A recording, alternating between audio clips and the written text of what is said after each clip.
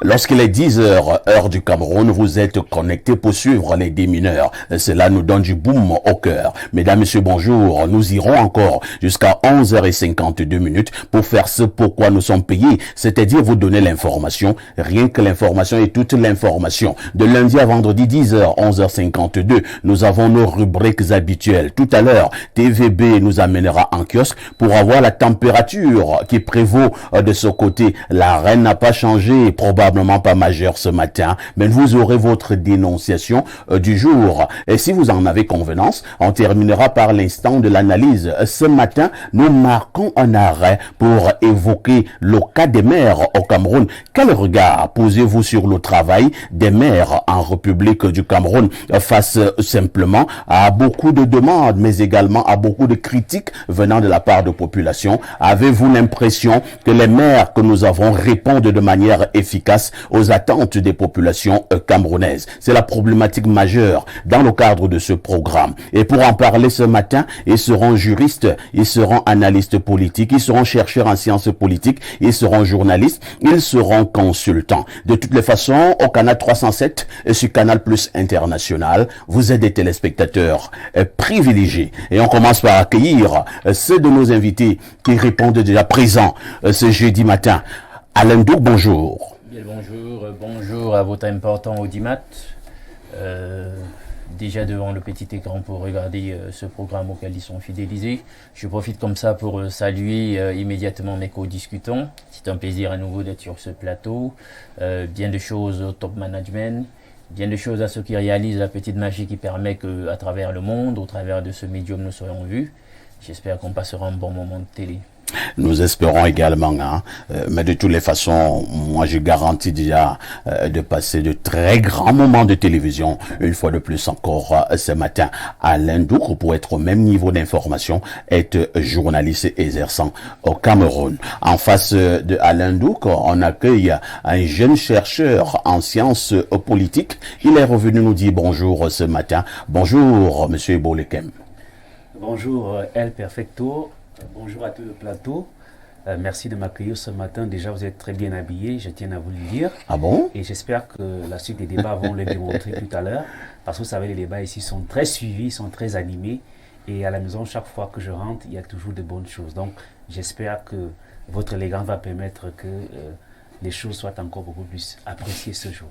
Un sac de modérateur, ce n'est pas simplement la modération, Et il doit également briller par le vestimentaire. Tout à fait, ça confirme. Il se trouve simplement que nous ne voulons pas frustrer beaucoup de gens. Non, mais c'est naturel, naturel. Il faut suivre le bon exemple, il ne faut pas dire que pourquoi il fait ceci. Mais... C'est vrai que j'ai gardé beaucoup de costumes qu'on m'avait achetés. Ok, vous la faire donc. Merci d'être là ce matin. En face de vous, on accueille déjà celui qui est très fidèle au plateau d'Info TV, c'est Maître Maillot. Bonjour Maître. Bonjour Monsieur Pafa ici. Bonjour à mes co-discutants. Bonjour à nos millions de téléspectateurs que j'ai le plaisir de retrouver. Vous savez, on va beau faire la télé ici au-dessus du Sahara, mais lorsque vous n'êtes pas invité à cette noble mission qu'est Espace Miné, c'est que vous ne faites pas la télé. Donc, je suis très ravi de vous retrouver au cours de cette émission. Je m'en voudrais si je ne dis pas un bonjour particulier à mon frère jumeau, le chef de centre de l'agent de promotion des petites et moyennes entreprises, de création des entreprises du côté de Berthois, M. Mabegla Joseph. Je lui souhaite tout le bien que j'ai dans le cœur pour lui et pour toute sa famille. Je m'en voudrais également si je ne dis pas un bonjour particulier à toutes les populations de la région du centre. Et je voudrais également dire mes encouragements à monsieur le maire de Yaoundé 6. Vous voulez parler de monsieur Yoki Onana, oui, qui a vu un bâtiment de sa municipalité aller en fumée. Ça ne sera pas facile, bon, mais voilà, on lui souhaite bon courage.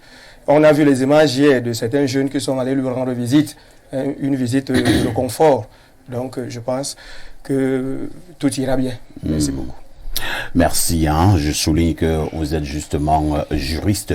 Votre expertise nous aidera dans le cadre justement de ce programme. On accueille également notre consultant, le dit fils de Boumniebel, descendant de Omiobe, et qui répond au présent comme tous les matins. Pierre Blerugne, mais bonjour. Bonjour, parfait à ici, bonjour à votre panel, bonjour à nos millions de téléspectateurs. Quand vous le dites comme ça, le digne fils de Oumniobe, je vous ai souvent dit que les gens croient. Il y a deux Bassa ici. Que ce n'est que le vue de l'esprit. En dehors de moi, il y a deux autres Bassa. Ils ne sont pas les petits-fils de Oumniobe.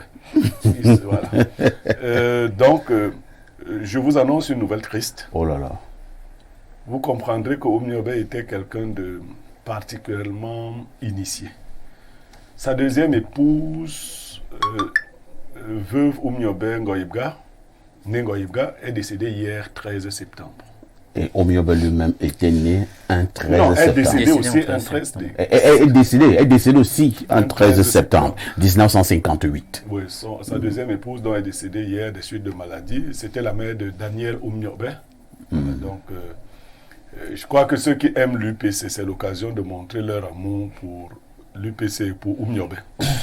À côté de ça, j'aimerais dire toute la joie que j'ai de travailler à vos côtés, mais Merci. toute la peine que j'ai de voir que nous ne nous habillons pas comme si nous étions dans la même entreprise. Décidément. Mais qu'est-ce qui ne va pas ce matin? Comme je l'ai reconnu. C'est en fait. Pierre Bureau devait comprendre qu'un directeur, c'est un directeur. C'est ce que je croyais aussi. Je ne savais pas que vous pouviez me faire des coups. Et ça, je pense que je ne payerai pas. Donc, Merci Pierre Blériot. Apprécier le vestimentaire. Vous savez, la télé, c'est aussi les images. Tout à Et fait. il faut mettre un point d'honneur à cela, bien s'habiller. Vous ne faites pas dans la dentelle. Pierre Blériot-Mec, la citation du jour. Celui qui ne vit pas pour servir se sert mal de sa vie. On peut reprendre? Celui qui ne vit pas pour servir se sert mal de sa vie. On peut expliquer? Oui, bien sûr. Notre mission première en tant que vivant, c'est de vivre pour que la peine de la vie soit allégée aux autres. Nous devons être les serviteurs. Là, nous aurons une vie utile. Sinon, nous avons une vie inutile. À quoi servez-vous si vous ne vous servez pas de votre vie pour servir les autres? Une belle leçon. Celui qui ne vit pas pour servir se sert mal de sa vie. Celui qui ne vit pas pour servir se sert mal de sa vie. Merci encore pour cette sagesse matinale. Vous pouvez continuer à réfléchir, à méditer sur cette citation tout au long de cette journée. Lorsque nous avons planté ce décor, je prends la première transition. Théophile Vianney-Billa, bonjour. El Perfecto, bonjour. Bonjour à votre riche et impressionnant panel ce matin. Bonjour également à nos fidèles téléspectateurs que je retrouve encore ce jour dans le cadre de la revue de presse Acte 2 sur Info TV. C'est bel et bien sur Espace Miné. Théophile Vianney-Billa, tous les matins, il vous sert cette revue La Presse à partir de 6h45. Il remet cela à partir de 10h dans le cadre de votre programme Espace Miné. TVB, que disent les journaux? El Perfecto, les journaux qui sont disponibles en kiosque ce matin présentent pas mal d'actualités et nous ouvrons donc cette revue de presse avec un journal qui nous amène du côté du maillot Sava. Il s'agit bel et bien du tri-hebdomadaire La Météo qui est disponible en kiosque. Mais avant de prendre ce journal, la réalisation me fait savoir qu'il est très important qu'on prenne d'abord Info Matin qui parle éducation. Le journal Info Matin s'intéresse donc à l'éducation ce matin et nous amène du côté du ministère de l'Éducation de base pour parler ici de cette convention de partenariat signée entre le Minédub et la fondation EPASI. Construction et entretien des écoles, Minédub et fondation EPASI en partenariat. La signature de la convention irrelative entre le gouvernement représenté par le ministre de l'Éducation de base, le professeur Laurent Serge Etunzingwa, et le président fondateur de la fondation éponyme Davis EPASI a eu lieu ce 13 septembre 2023 à Yaoundé. C'était bel et bien du côté du ministère de l'Éducation de base. La météo, c'est ce tri-hebdomadaire d'informations, d'enquêtes, d'analyses et de reportages s'intéresse donc à la rentrée scolaire. Le sénateur Malumbra soutient les élèves vulnérables. Au cours d'une cérémonie présidée ce 13 septembre à Kolofata, dans le Mayo Sava, par le sous-préfet Saïdou Bouba, le parlementaire a offert des fournitures scolaires à 32 écoles publiques et maternelles sur les 52 fermées depuis 2014 du fait des exactions des terroristes de la secte Boko Haram. Une bonne nouvelle quand on sait que ces établissements s'ouvrent dès lors progressivement à nouveau et que les jeunes apprenants qui, pour la plupart, avaient perdu leurs parents à cause de l'insécurité d'alors retrouvent du sourire.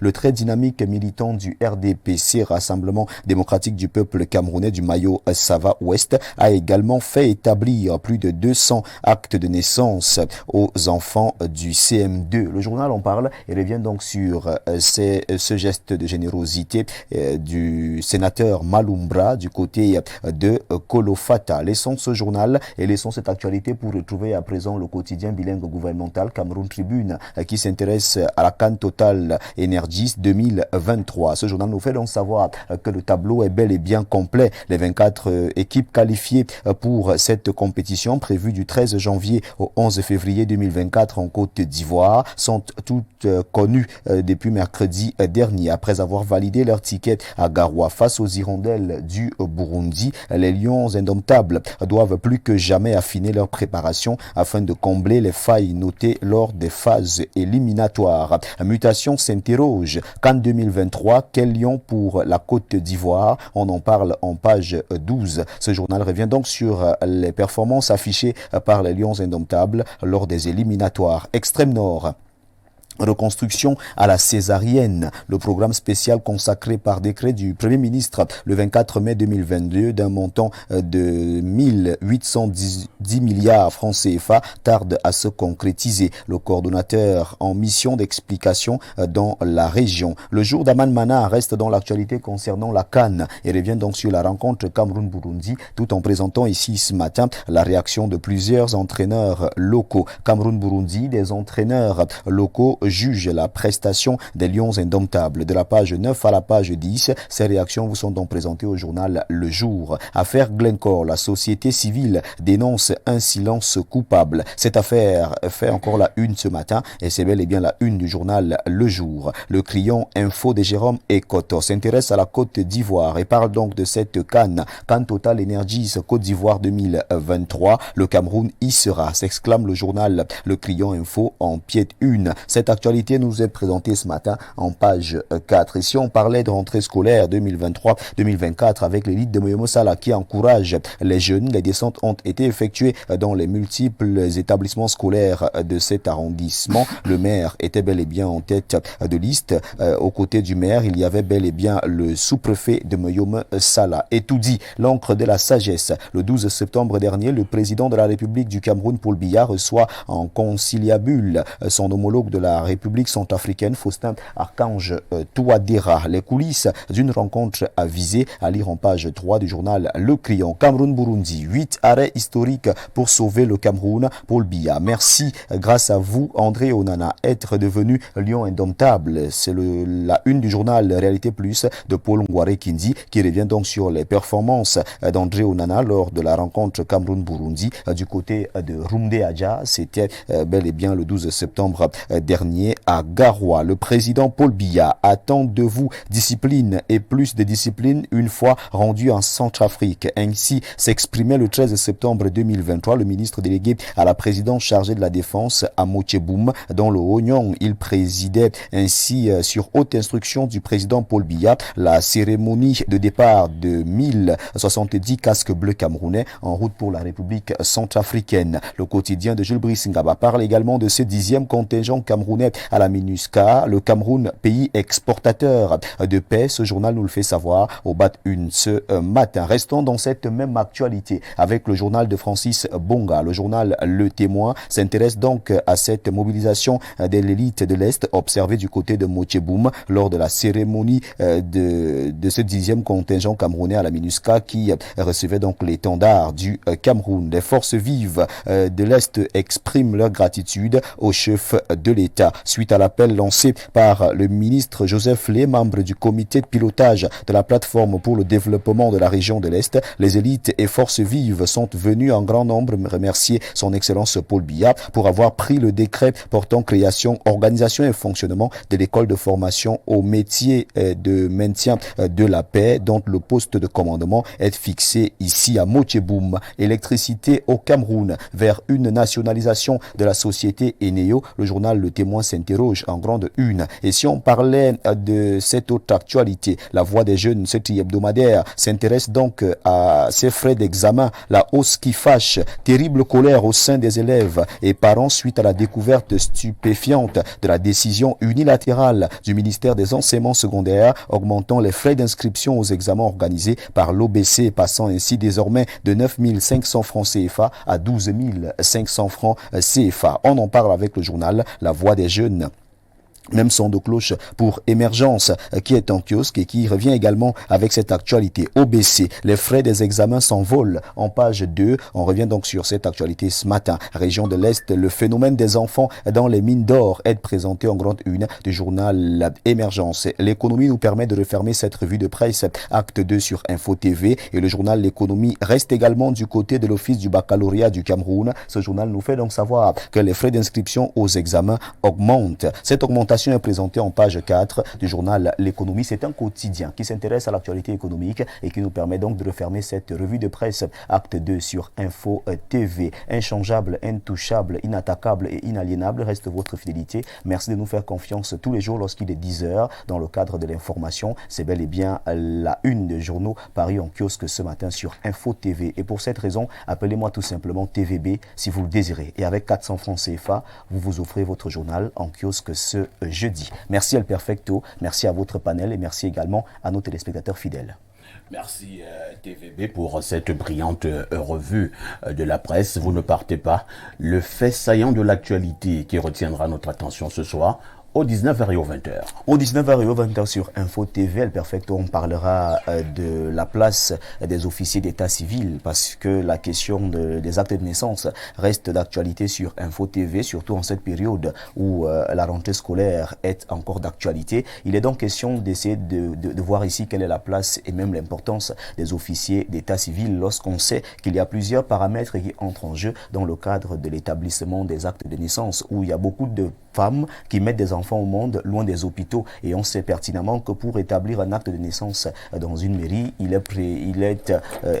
au préalable, il est important d'avoir la déclaration de naissance qui est délivrée dans un centre de santé agréé. Alors, les femmes qui accouchent dans des maisons et dans des coins reculés, dans des villages, comment est-ce que ces dernières font donc pour établir les actes de naissance aux enfants, d'où la question de la place des officiers d'état civil dans les coins reculés et même dans les villes aujourd'hui. On s'intéresse donc aux officiers d'état civil, leur rôle, leur importance et même leur place dans la société et dans les coins reculés. Les officiers d'état civil. Oui. De temps en temps, ils nous font beaucoup de chantage, surtout dans les villages. Oui. Pour que celui-là te signe un acte quelconque, ça devient compliqué. Les officiers d'état civil. Ouais. Ils sont également, pour bon nombre d'entre eux, très corrompus. Mais ce matin, nous allons saluer les officiers d'état civil qui font normalement leur travail, parce qu'il y en a quand même aussi. Oui, bien sûr, il y en a aussi. Tu en connais ? Oui, l'officier d'état civil du quartier de Chevaux ici à Yaoundé, c'est un très bon officier d'état civil. Il ne prend pas le coq? Non, il ne prend pas le coq. Il ne demande pas la chèvre? Il ne demande pas la chèvre. On l'appelle habituellement assemblée, c'est son nom affectif. C'est également le chef de quartier de ce côté, il est également officier d'état civil. Il ne fait pas le chantage aux femmes? Non, il ne fait pas le chantage aux femmes. D'accord. Il fait partie des bons officiers d'état civil. TVB? Oui, El Perfecto. À demain 10h. Oui, Adalbert Evina me fait savoir qu'il est en train de regarder et contempler votre veste en ce moment.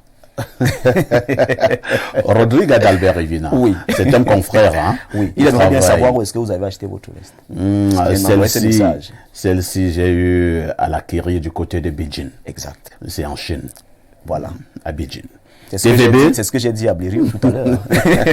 À demain. C'était enchaîné il y a 4 ans. Oui.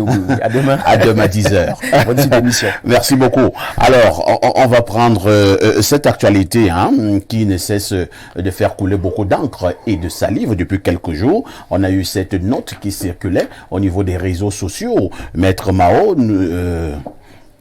nous avons d'abord cru que c'était un fake, mais apparemment c'est vrai. La hausse des prix d'examen pour ce qui est de l'office du baccalauréat au Cameroun, l'OBC, on vous parle d'une hausse qui part de 9 500 francs à 12 500 francs subitement. Le journal La Voix des Jeunes, parution de ce matin, en parle, sans oublier d'autres tabloïds. Comment expliquer subitement une telle hausse, maître? Bon, ouais. Lorsque l'administration prend une décision, il y a plusieurs paramètres qui sont pris en compte. Je vais tenter d'expliquer, mais je vais donner mon point de vue par après.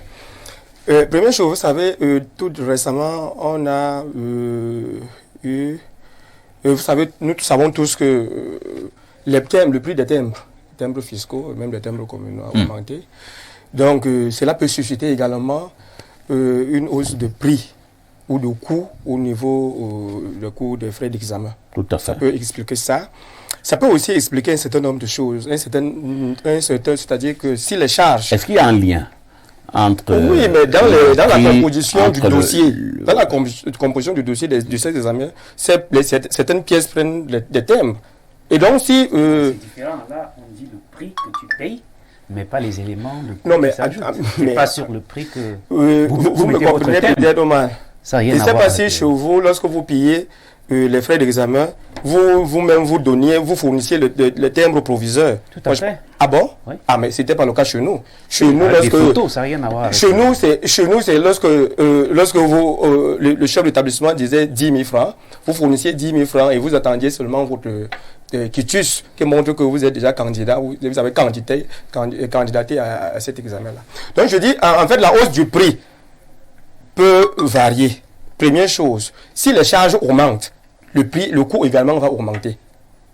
Alors, et là, je fais par exemple référence au fait que le prix du timbre a augmenté, que ce soit le timbre fiscal ou le timbre communal. Maintenant, deuxième chose, peut-être qu'il y a eu des charges supplémentaires au niveau de la prise en charge des examens, c'est-à-dire quoi? C'est-à-dire que dans l'organisation des examens... Moi, je pense que ce que vous êtes en train de faire, la maître Mayo, ça ne va pas beaucoup nous aider. Parce que vous êtes là dans des suppositions, vous dites que peut-être qu'il y a eu ceci, peut-être qu'il y a eu cela. Je vais faire une analyse à deux niveaux. Je vais d'abord faire cette supputation pour essayer de voir dans quelle mesure l'administration pouvait être motivé. Ne pensez-vous pas cette décision. Maintenant, je vais vous donner mon point de vue personnel. Je vous relance. Oui. Parce que moi, je veux qu'on sorte des histoires peut-être que. Est-ce qu'il n'est donc pas souvent mieux que pour cette administration-là, qu'elle puisse communiquer? C'est donc là on évite dans les peut-être que. Parfait, là, c'est-à-dire que vous tombez dans de plein pied dans ce que je voulais dire de manière personnelle. Donc, alors, j'étais en train de faire les supputations pour essayer de justifier en avant-garde qu'est-ce qui peut motiver l'administration à prendre une telle décision. J'ai dit, par exemple, la hausse du prix des timbres et par exemple, la hausse, n'est-ce pas, des charges au niveau de l'organisation des examens. Ça, c'est une chose. L'autre chose, c'est quoi? C'est que, en réalité, la maladresse de notre administration, c'est de ne pas communiquer sur un certain nombre de choses. Surtout les choses les plus essentielles et les choses les plus sensibles. Vous savez, ceux qui prennent les décisions, parce que peut-être ne sont pas de la même classe que nous autres, qu'ils pensent que, bon, que lorsque vous allez augmenter quelque chose de 2500 francs, ça sera toujours au niveau de tout le monde et à la portée de tout le monde. Que pas du tout. Je vous dis, au Cameroun, c'est parce que vous pouvez trouver des enfants aujourd'hui au Cameroun qui manqueront de présenter un examen tel que le bac pour défaut d'avoir, je crois, 12 000 ou 12 500. Pour défaut de l'avoir. C'est pas évident. Maintenant, ça c'est une chose. Deuxième chose, on nous a parlé ici des états généraux de l'enseignement. On nous a parlé également, que je ne voudrais pas évoquer sur ce plateau, mais on nous a parlé également du principe de la gratuité de l'école. En réalité, états généraux de l'éducation. De l'éducation, oui. De la gratuité de l'enseignement de l'éducation au Cameroun. En réalité, partant même de cela, le Cameroun aujourd'hui est un pays qui n'est pas assez pauvre pour pouvoir ne pas subventionner un certain nombre de choses en ce qui concerne l'éducation, monsieur Aïssi. L'État du Cameroun pouvait subventionner l'éducation de telle manière que Aujourd'hui, nos richesses nous permettraient de telle manière, nous permettraient à ce que un Camerounais qui veut s'éduquer pas tout simplement s'enregistrer à l'école où il voudrait se faire éduquer ou bien prendre les enseignements, s'acheter les cahiers et s'asseoir pour recevoir les enseignements. Parce que si à côté on le fait, pourquoi pas au Cameroun? Nous sommes assez riches.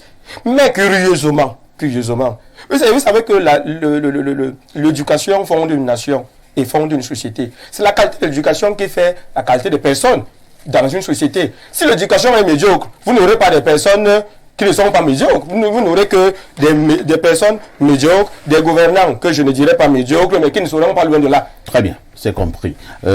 Alain Douc, je vous pose également cette préoccupation majeure, puisque cette dernière décision fait couler beaucoup d'encre et de salive. Nous nous interrogeons déjà tout à l'heure pourquoi cette administration camerounaise est toujours restée dans un silence. Un beau matin, vous vous réveillez et vous vous rendez simplement compte qu'il y a eu augmentation de ceci, augmentation de cela. Maintenant, c'est du côté de l'éducation.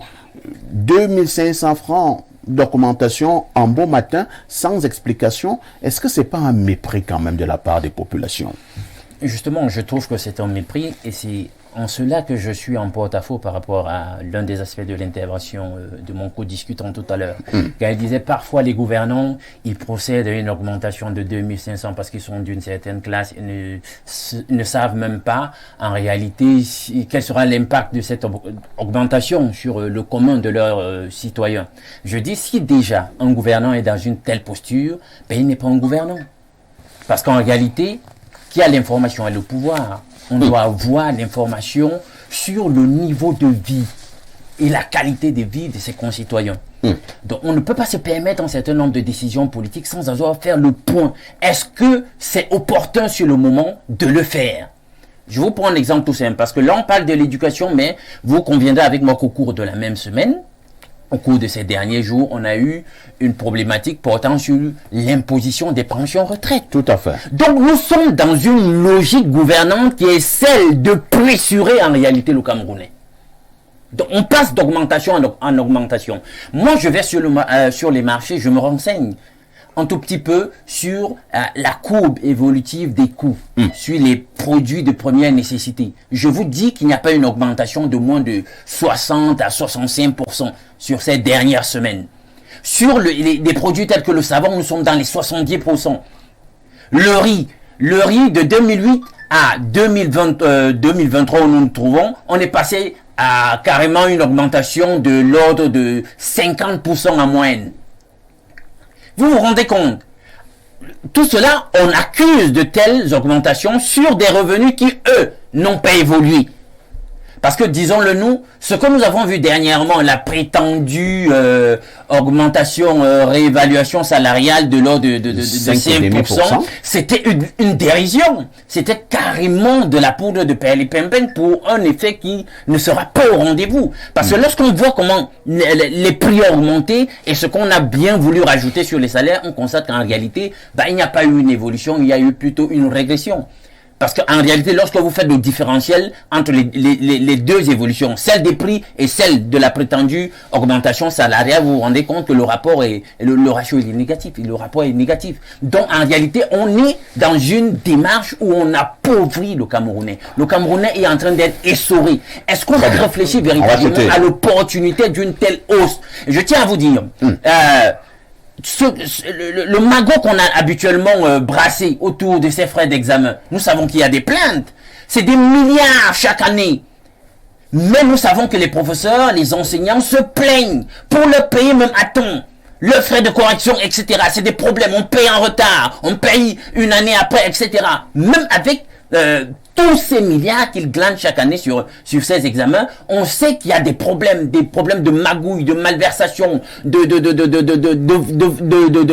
subtilisation de fonds et tout. Donc, moi, je ne vois vraiment pas en quoi était vraiment opportune une hausse inopportune. Non, vraiment pas. C'est ce que dans le contexte conjoncturel dans lequel nous sommes. C'est ce que je retiens globalement de votre intervention. Une hausse donc inopportune pour Alain Douc. Pierre Blériot Niémec, ces derniers temps, je ne sais pas si je vais exagérer, je vous pose néanmoins la question, il y a certains membres du gouvernement qui voudraient absolument qu'on parle d'eux. Vraiment, en bien comme en mal, ce n'est pas important, mais il faut quand même qu'on parle d'eux. Vous n'avez pas aussi cette impression? Non, pas vraiment. Je vous ai expliqué ici. Vous savez, il faut me suivre dans le temps. Les gens qui accompagnent le président Paul Biya ont une idée précise. Laquelle? Ils vont tellement nous torturer que quand le président Paul Biya ne sera pas là, il suffira de régler un petit problème pour qu'on dise oui, oui. Vous savez, il y a 125 000 candidats à l'office du bac l'année dernière. On attend 150 000 cette année. Si vous multipliez par 2500, ça fait seulement 375 millions. Ça, c'est les frais de carburant dans les ministères que vous connaissez. Donc, si les quelques ministères se délestent de leurs frais de carburant, et même le total de l'office du bac, c'est un peu moins de 2 milliards. Il y a quelques Camerounais qu'on peut appeler, on dit donne ça, et puis... Ça devient gratuit. Là. Et puis ça devient gratuit. Vous voyez, vous ne faites pas attention à ça. En fait, ils font ça exprès. Ils cherchent ce qui peut énerver bien le peuple. Vous verrez, parfois ici on sera vivant. C'est dans la théorie du coup d'état scientifique. Mais ils ont bloqué l'eau n'arrive pas dans les maisons. Ils font bloquer l'électricité. Bloquer tout. On dit que c'est 9500, les parents payent. Ils disent que non. Comment les parents là ne sont pas fâchés? Augmentons un peu. Augmentons beaucoup. 2500, c'est beaucoup. C'est énorme. C'est beaucoup. Vous savez, nous les pauvres, entre guillemets, nous quittons un boutiquier pour un autre pour une différence de 25 francs sur un produit. Blériot, je vais vous rappeler une chose. Il y a environ 12 à 13 ans, l'Algérie avait failli prendre feu. Vous savez pourquoi? Parce qu'un beau matin, les Algériens se sont levés et ils ont constaté qu'au niveau de boulangerie, le prix du pain avait augmenté de 10 francs. Oui, mais de 10 francs. Mais vous dites souvent que le Cameroun, c'est le l'Algérie a failli prendre feu. On a augmenté le carburant. Et on a arrangé ça, on a enlevé cette augmentation de 10 francs. On a augmenté le carburant de 140 francs. On a trouvé que c'était... Avant l'augmentation du carburant, on a créé une pénurie artificielle. Les Camerounais ont commencé à dire, mettez même à 1000 francs, mais donnez-nous le carburant. Vous voyez comment on travaille les gens. Maintenant, on a organisé le match, on dit que non, c'est le match de tous les espoirs à Garoua. Pendant que les gens étaient à Garoua, Madame Boumis, tchac, elle a dosé 2500. Avant que les parents ne se réveillent, ils trouvent que, bon, vous voyez, ils sont encore dans l'euphorie de la victoire et puis le coup est déjà passé. Parfois ici, c'est inacceptable. Quand les parents sont allés inscrire leurs enfants, pour ceux qui ont déjà inscrit leurs enfants, je crois qu'on est inscrit avec les frais d'examen. Tout à fait, c'est automatique. Ah donc, pour ceux qui ont donc inscrit, ça veut dire qu'ils doivent revenir reverser 2500, c'est ça? Est-ce que c'est ce... Bon, il faut souvent fouiller la question jusqu'au fond. Entre-temps, personne... Vous savez que cette dame qui est ministre des enseignements secondaires, elle était recteur à l'université de Boya. L'université où on avait traîné les étudiants au sol. Dans la boue. Dans la boue. Et après, elle a été faite ministre.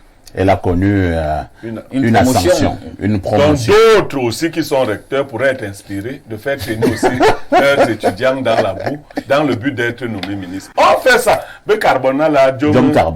On fait souvent comme ça. Et rien n'arrive. D'ailleurs, elle est même gentille si elle a dit 2500. Elle aurait même pu dire 8000.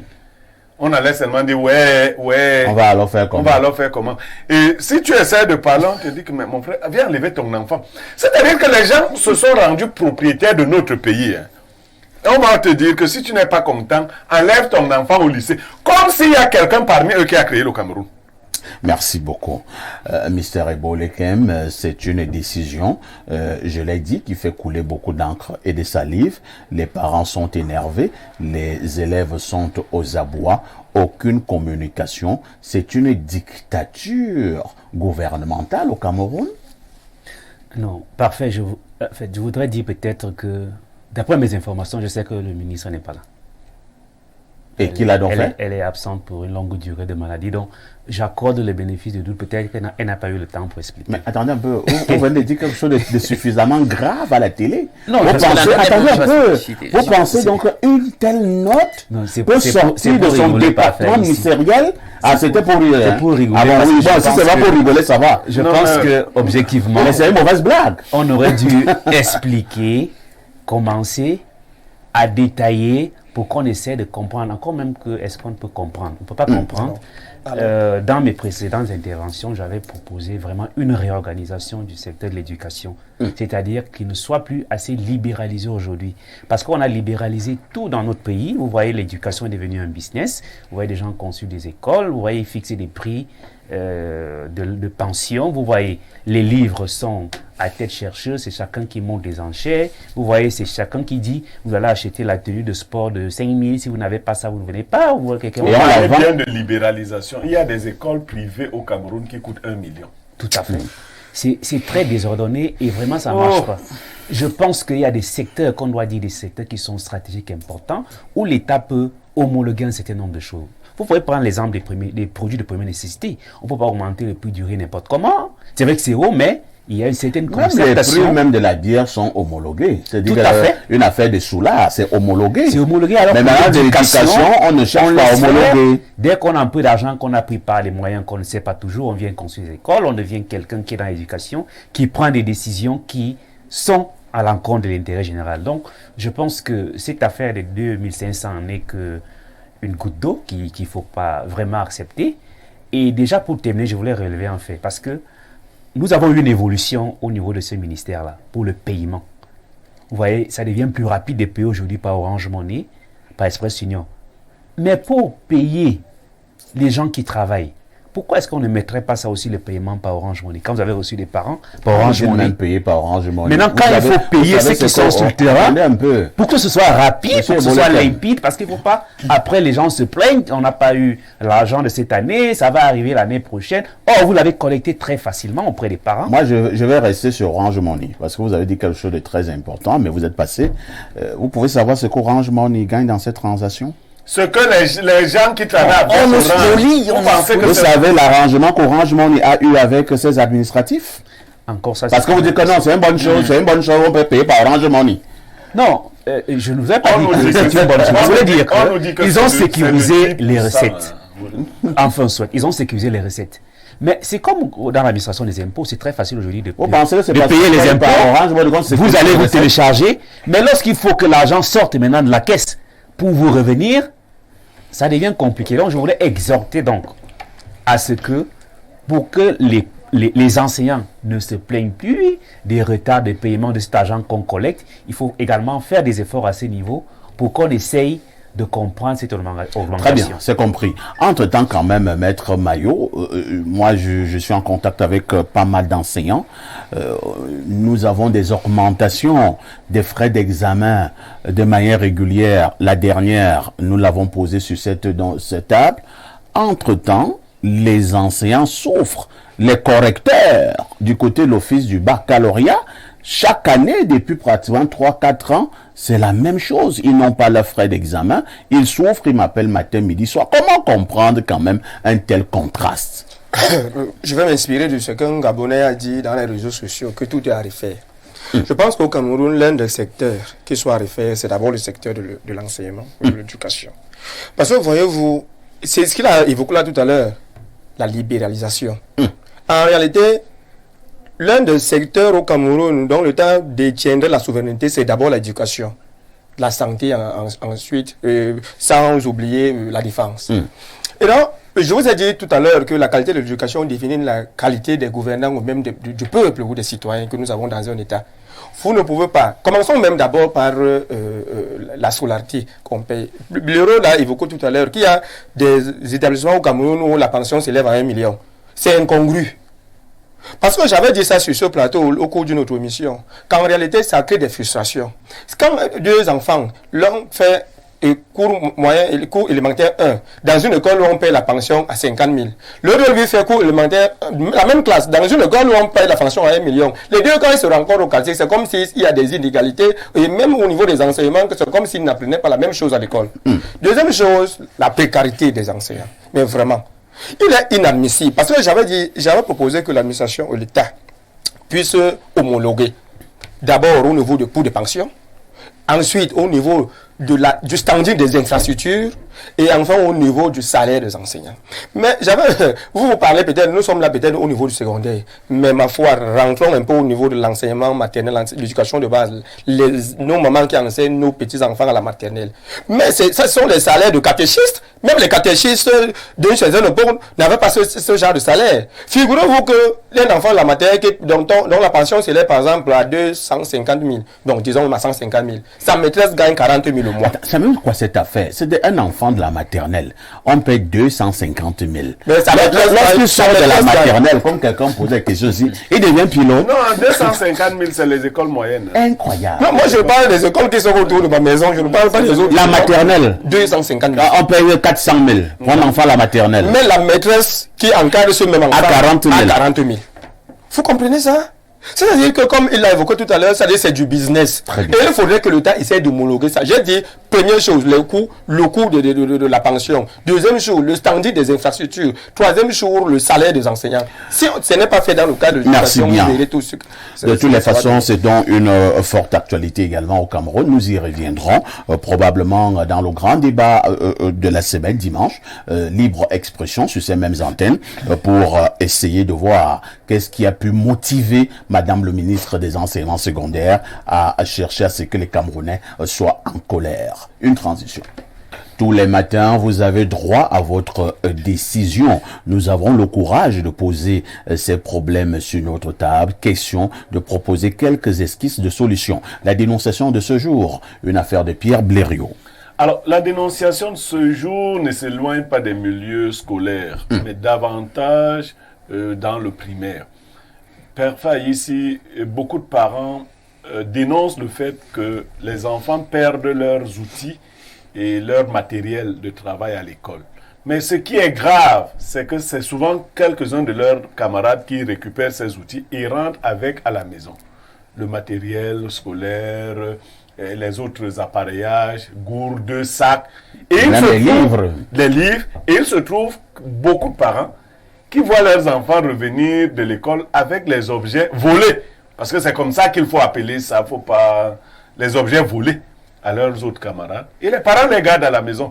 Ils prennent même la précaution, pour la plupart, de ne plus laisser l'enfant aller avec les objets volés. L'enfant commence donc à faire dans la brocante.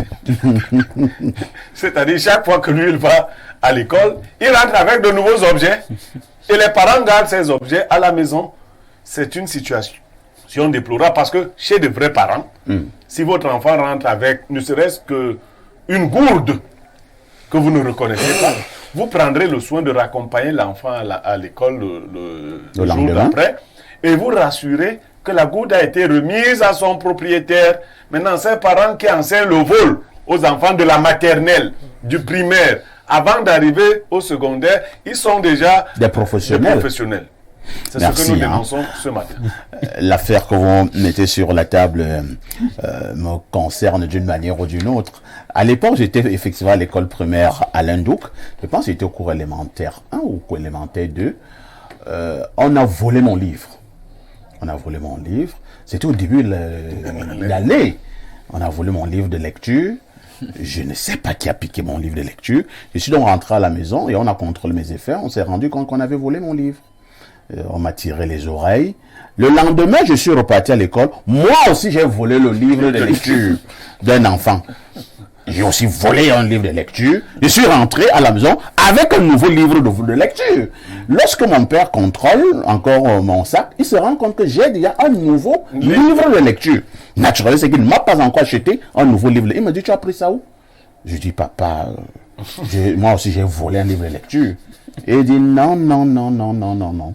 Le lendemain, il m'a raccompagné à l'école pour aller remettre le livre de lecture là. Et lui-même a acheté un autre livre de lecture. C'est un témoignage que j'ai fait. Alain Douk, Que faisons-nous en pareille circonstance? Vous savez, la vertu tend à foutre le camp véritablement de nos réalités. C'est peut-être ça le drame du navire Cameroun. On prend de l'eau partout parce que vraiment, on n'a pas mis l'éthique et la morale au cœur de nos préoccupations désormais.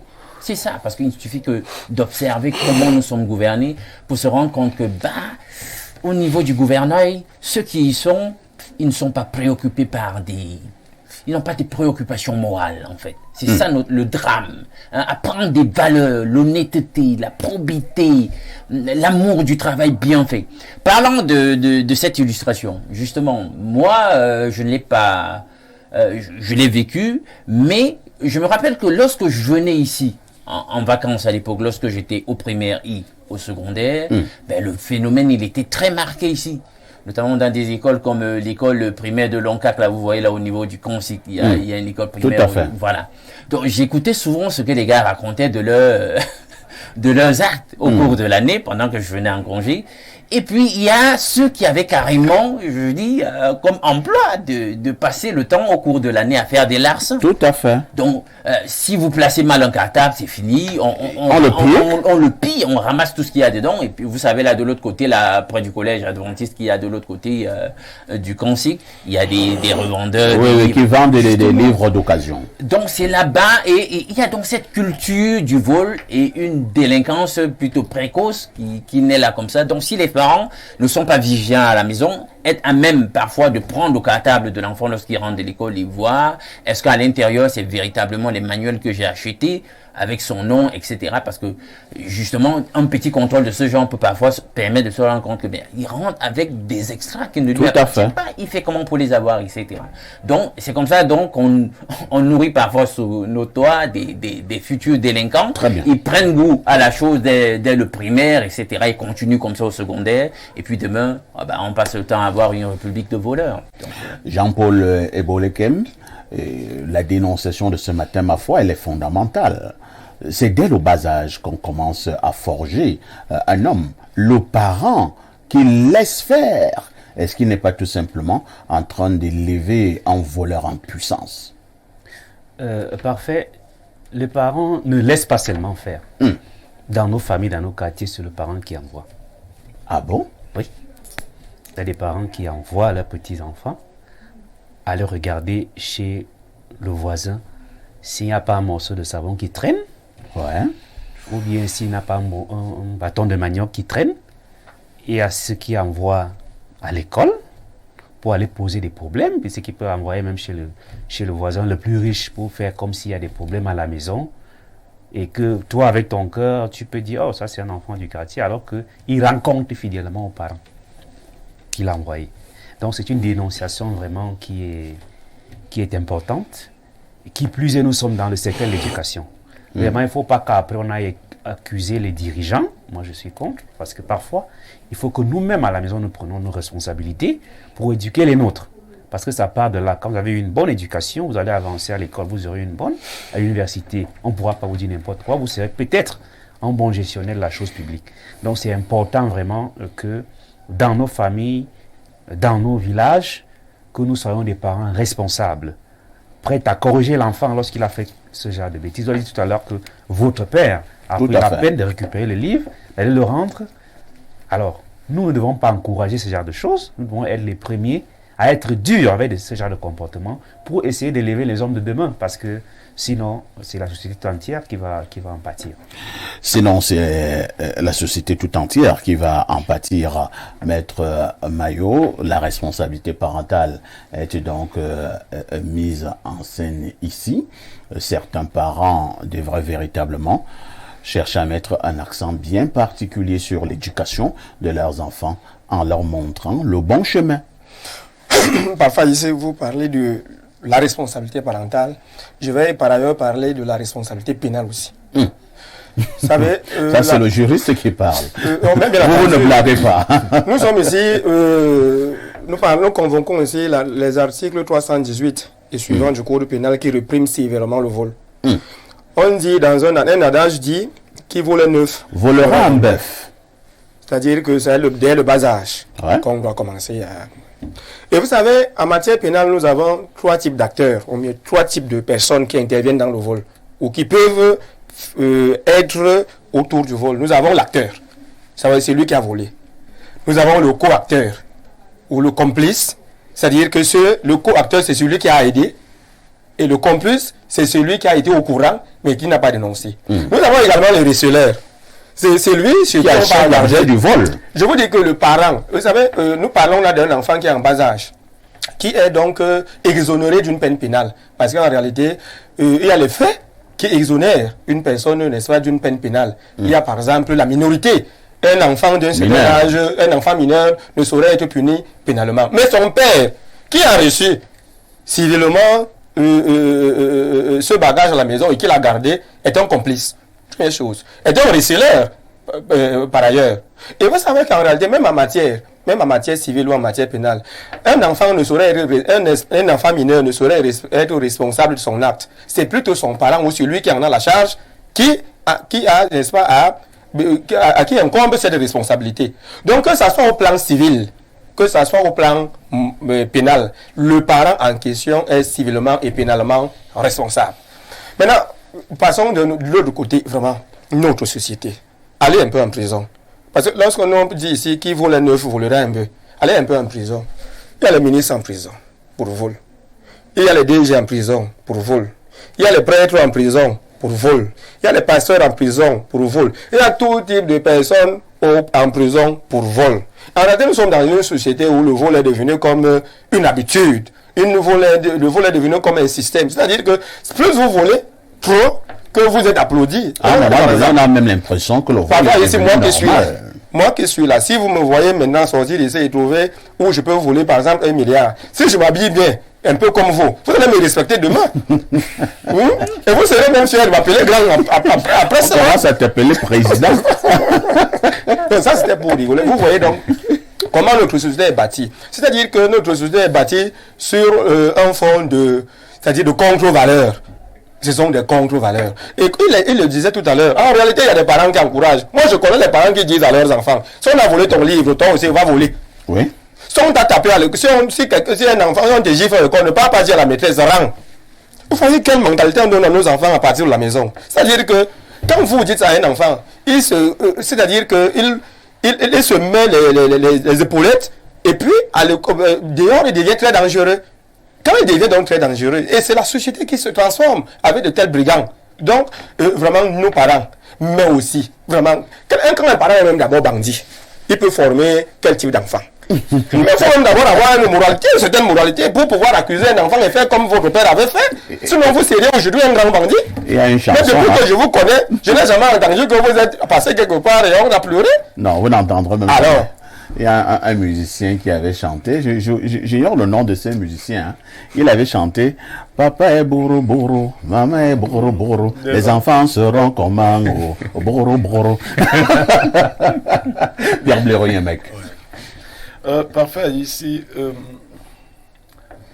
le copanéliste a dit qu'il y a des parents qui envoyaient leurs enfants voler. Tout jeune, un cousin avait volé il avait 8 mois et demi, 9 mois par là, il commençait à peine à marcher. Il a ramassé le porte-monnaie de ma maman. Il a mis dans son dos. Ma maman a vu, il s'est mis à faire la marche arrière, ma maman le regardait. Et il est arrivé au niveau de la chambre de sa maman. Il a remis le porte-monnaie à sa maman. Quand ma maman revient vers sa cousine simplement pour récupérer le porte-monnaie, la maman du garçonnet dit qu'elle n'a pas vu le porte-monnaie. Elle lui dit non, laisse, je le voyais faire, j'ai laissé jouer. Vous savez comment cet enfant est mort? Non. Oui, il est déjà, c'est un petit frère. Il a été assassiné à Douala. Voilà. On nous a ramené le corps au village et nous l'avons incinéré. Oh là là. Je le dis, vous savez, ma famille est triste d'entendre que je dise cela. Mais la vérité, c'est que vous gâtez les vies de vos enfants en cautionnant le mal qu'ils font. Ce n'est pas que nos enfants ne font pas le mal, mais nous les parents, nous ne devons pas cautionner le mal. Même si un parent est déjà perdu, qu'il sauve ses enfants. Il faut qu'on se comprenne. Si la vie vous a poussé à être une prostituée, entre guillemets, une femme galante, une gourgandine, sauvez vos filles.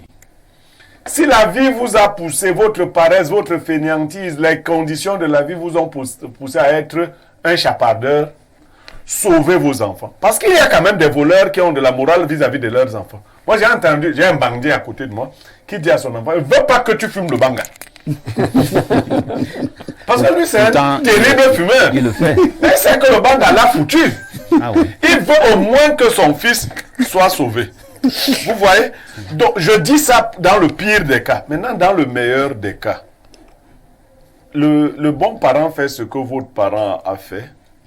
C'est-à-dire, vous ramenez l'enfant, vous exposez cet enfant dans le mal qu'il a fait. Parce qu'en remettant l'ouvrage, il y a la honte. Il a piqué l'ouvrage. Et je suis sûr que la honte que vous avez essuyée ce jour, c'est elle qui vous accompagne jusqu'au jour. Tout à fait. Vous avez pris peur sur la chose d'autrui. Vous avez des amis, vous avez des collègues que vous ne pouvez pas laisser dans votre véhicule si vous avez de l'argent. C'est vrai. Oui. C'est vrai. Vous avez même des filles, c'est monde dans votre voiture. Ouais. Moi, j'ai des gens. Oui. Je suis d'accord. Tu descends d'abord, je bloque la voiture. C'est quand je reviens que tu remontes. Hein? Vous voyez, il y a des gens comme ça, des adultes qui font peur. Tout à fait. Parce que vous voyez, c'est manie. Il est toujours en train de bouger. Les yeux commencent. Il bouge comme le chien. Tu ne te demandes qu'est-ce que la fille ici, qu'est-ce que le gars s'y cherche. Et partout où sa main passe, comme disait mon feu homonyme Niemek Pierre, il disait des enfants de quelqu'un, tes enfants, partout où leur main passe, des trous restent. Partout où leur main passe. Et ça devient, au-delà des blagues, des malédictions de famille. Parce que ce que vous ne savez pas, vous laissez une partie de votre être au lieu du vol. Et ça, il faut... C'est pas pour faire peur aux gens. Moi, ceux qui me volent, par exemple, je leur dis souvent, j'ai des gens qui volent constamment mes choses. Je leur dis non, en fait, je vous mets au travail. Pas comme disait. Vous travaillerez pour moi pendant longtemps. Parce que si vous venez, par exemple, travailler pour moi, je vous donne le prix juste. Vous vous dites non. Je vais prendre d'autres choses, je vais rentrer avec. Vous allez vous étonner que vous travaillez, vous ne prospérez pas, vous tournez sur place. Il y a des gens comme ça. Ouais. Vous travaillez pour lui pendant longtemps. Donc arrêtez de voler là. Arrêtez de prendre. Et les enfants écoutent et voient ce que les parents font. Si le parent a des réflexes de voleur, l'enfant voit et l'enfant copie vite. Il se dit que je peux faire ceci. Mais si le parent n'a pas de tel réflexe, et si son discours est radical, comme quelqu'un disait, on a volé ton livre, va voler un livre. Non, si tu ramènes une chose qui ne t'appartient pas, moi ça à moins qu'il y ait eu confusion, parce que ça peut arriver. Des enfants de la maternelle, il n'a pas sa gourde, peut prendre une gourde de la main. S'il y a une telle confusion, c'est arrivé souvent, on rentre à l'école. Tout à fait. Vous voyez, le vôtre est rentré avec la gourde de tel autre enfant, qui a aussi rentré avec sa gourde, il y a eu un méli-mélo. Oui. De telles situations sont compréhensibles. Tout à fait. Mais votre enfant, en plus de sa gourde, ou qui n'avait pas de gourde, estime que si mon père et ma mère n'ont pas pu m'acheter une gourde, de toutes les façons, je vais rentrer avec une gourde. Ce signe-là, que vous laissez prospérer, sachez déjà que vous êtes en train de pourrir la vie de cet enfant. Merci beaucoup. Hein. De toutes les façons, on a dit l'essentiel. On ne le dira même jamais assez. L'éducation d'un être humain commence à la maison. Si le parent laisse faire, si le parent encourage, il est fort possible que demain, la société empathise avec un voleur tout redoutable. On marque encore une autre touche pause.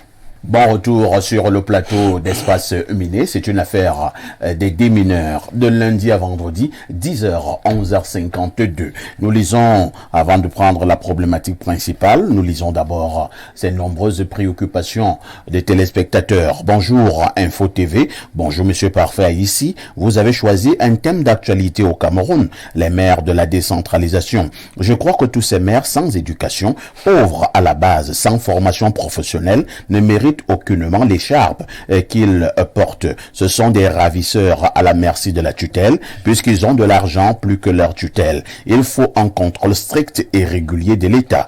Que fait la CONAC? Les maires doivent aujourd'hui avoir une licence quelconque, au moins une expérience de gestion des ressources humaines et financières, être titulaire d'une école d'administration municipale avant de postuler. Les localités sans ressources humaines qualifiées, l'État pourvoit pourquoi l'État doit ouvrir cette école universitaire placée sous la tutelle du ministère compétent. Je vous remercie et je ne voudrais décliner mon identité.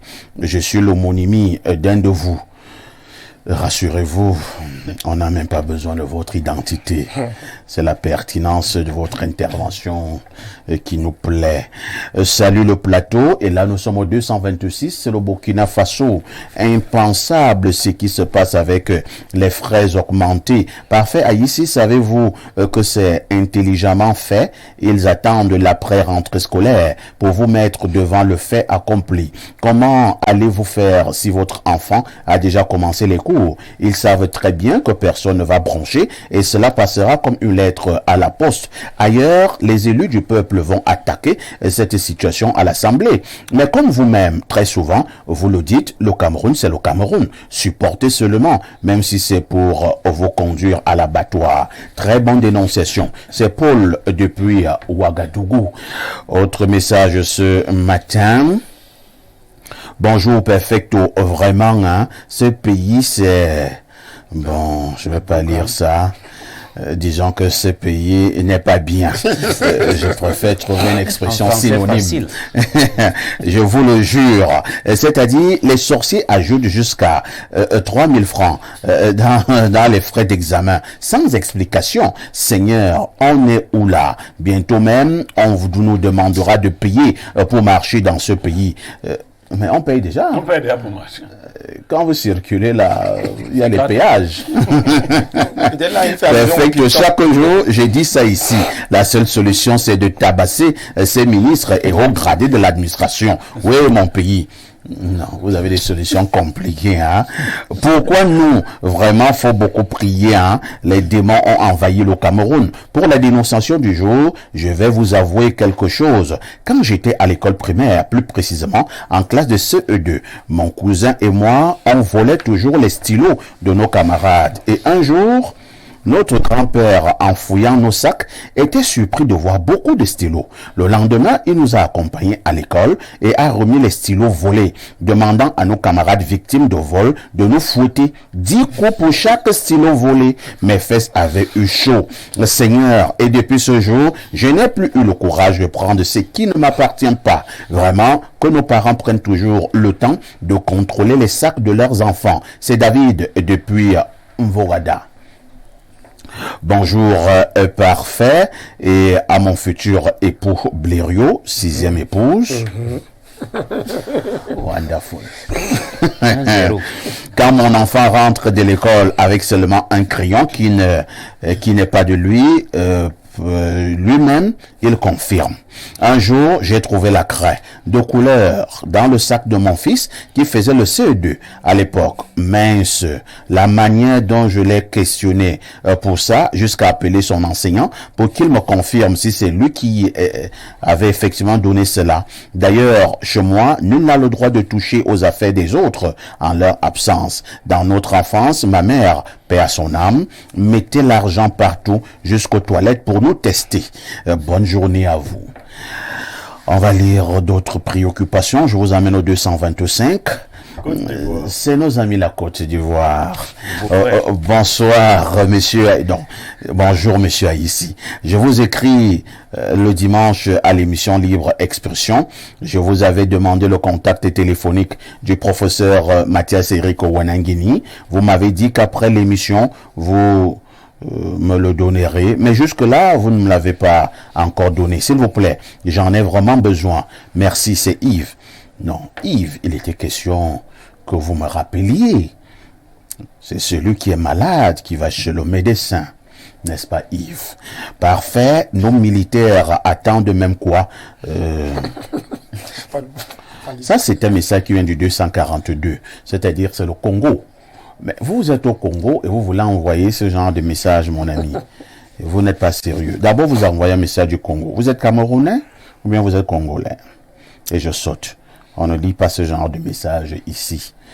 Bonjour, monsieur Parfait ici. Je pense personnellement que les parents ne doivent pas payer ces nouveaux frais d'examen. Un gouvernement ne peut pas se montrer aussi arrogant envers leurs administrés. En passant, vous recevez souvent le président de l'APEE ici, monsieur Ndondo. On ne consulte pas cette association pour ce genre de décisions qui impactent fortement les parents que nous sommes. Merci et belle émission. C'est Bowman à Emana qui envoie le message. Alors, autre préoccupation ce matin. Bonjour Perfecto. Le seul sac de modérateur. Bonjour à Blériot, notre consultant. Et à tout...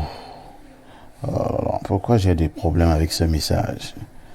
Et à tout notre consultant de tout temps, de tous les temps. Et bonjour au panel riche de ce matin. Pour la dénonciation de ce jour, le phénomène qu'évoque Blériot est vieux comme le temps, car je me souviens que moi-même, je me nourrissais du goûter de mes camarades. Étant à la maternelle et au niveau des stylos alors, c'était grave, car quand on soutirait le mien, j'en prenais au moins 5 le lendemain, comme pour me venger. Une façon de dire à Blériot que ces gestes sont d'anthologie au milieu scolaire.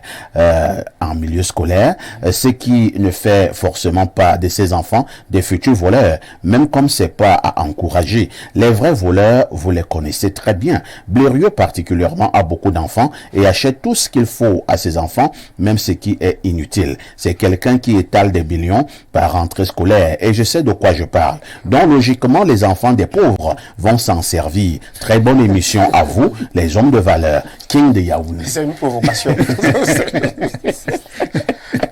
King de Yaoundé, vous n'êtes pas sérieux. Donc Blériot, lui, l'achète pour vous ravitailler. J'aime de dire que dès les premiers jours, mes enfants ont subi déjà.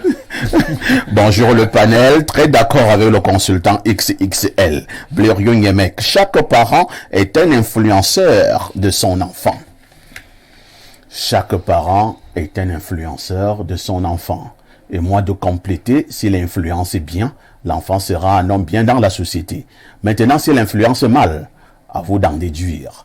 Ce matin, nous le disions en ouverture à l'Indouk, nous marquons un arrêt pour parler des maires en République du Cameroun. Ils sont nombreux qui pensent que les maires ne font pas ce pourquoi ils ont été élus, ce pourquoi ils sont payés. Trop de critiques à l'endroit de nos maires au Cameroun. Ma première question est celle de savoir à l'Indouk, quelle est fondamentalement le rôle premier d'un maire ou alors les missions premières d'un maire lorsque vous êtes à la tête d'une commune.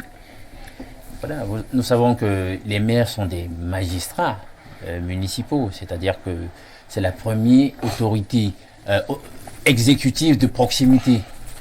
Et dans le cadre du Code général portant sur les collectivités territoriales décentralisées, il y a un certain nombre de prérogatives qui leur ont été concédées, notamment en matière culturelle, sportive, de salubrité, de santé et d'éducation. Donc, on peut dire que dans le cadre de la gouvernance de proximité, voilà la première personnalité à laquelle il faut s'adresser et celle vers qui tous les regards devraient être dirigés. Donc, celui qui doit résoudre des problèmes de la communauté au quotidien, c'est le maire, c'est le premier administrateur, c'est le premier gouvernant dans le cadre de la décentralisation. Dès qu'il s'agit donc des besoins du peuple dans le cadre qui a été fixé par la loi, toutes les problématiques culturelles, sportives et tout ce que je viens de noter, c'est au maire qu'il faut s'adresser. En réalité.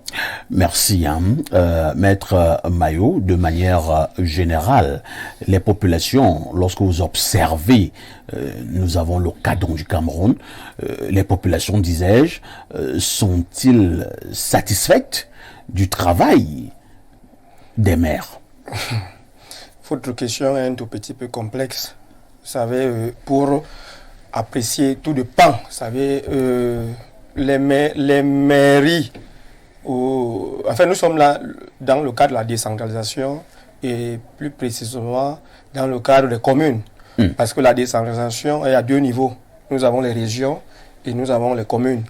Sur un plan strictement juridique, il faut dire que ce soit la Constitution, que ce soit les lois de 2004, que ce soit la loi de 2009 de 2007 portant orientation de la décentralisation, que ce soit également la loi de 2019 qui porte sur le Code général des collectivités territoriales décentralisées. Nous sommes tous unanimes qu'en réalité, aujourd'hui, le développement viendrait des communes, des collectivités locales. Alors, maintenant, le travail des maires. Vous savez, les mairies sont gérées par l'exécutif communal, qui est à la tête duquel se trouve le maire suivi de ses adjoints. Vous savez, pour une année, l'exécutif communal propose, je ne peux appeler ça un plan d'action ou un cahier de charges, qu'il soumet au conseil municipal qui valide.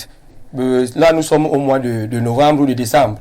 Lorsque le conseil municipal valide ce cahier de charges, ils sont donc évalués l'année prochaine en fonction de ce cahier de charges. Est-ce que ce cahier de charges a été rempli ou n'a pas été rempli, ainsi de suite. Bon, maintenant, mais il se passe qu'en réalité, il y a beaucoup de freins. Il y a beaucoup de freins. Dans la lecture que vous venez de faire tout à l'heure, le tout premier intervenant a évoqué un certain nombre de choses, c'est-à-dire que la perspicacité de certains maires. Est-ce que les maires sont à la hauteur des charges que leur sont certains maires? Est-ce que tous les maires sont à la hauteur des charges qui leur sont confiées? Parfois non. Parce qu'en réalité, tout s'apprend. C'est-à-dire que personne n'est né connaissant tout. Il faut la moindre éducation pour pouvoir savoir. Parce qu'en réalité, moi je vois par exemple, moi je connais... Lorsque vous dites quand même que tout s'apprend, excusez-moi de vous interrompre, hein, il faut d'abord être élu maire pour commencer à apprendre le travail de maire? Ou alors, il faut quand même avoir un certain nombre de prérequis? Les deux sont possibles, mais c'est la deuxième hypothèse qui est plus prépondérante, c'est-à-dire avoir un certain nombre de prérequis. Parce que nous avons en matière de gestion un certain nombre de choses. Par exemple, les comptes administratifs, les comptes de gestion. Tout à fait. Si vous ne parvenez pas à les décrypter, allez comprendre. Comment est-ce que... C'est-à-dire qu'il y a les maires qui ne sont là que pour signer. On leur dit, bon, ok, ce marché fait 52 millions. Si, là. Moi, j'ai combien là-dedans? Vous avez, monsieur le maire, vous avez 10%. Le gars signe. Il attend seulement ces 15 millions. Vous n'exécutez ou vous n'exécutez pas. Non. Nous avons la chance dans notre commune, à Boudmakak, par exemple, d'avoir un bon maire.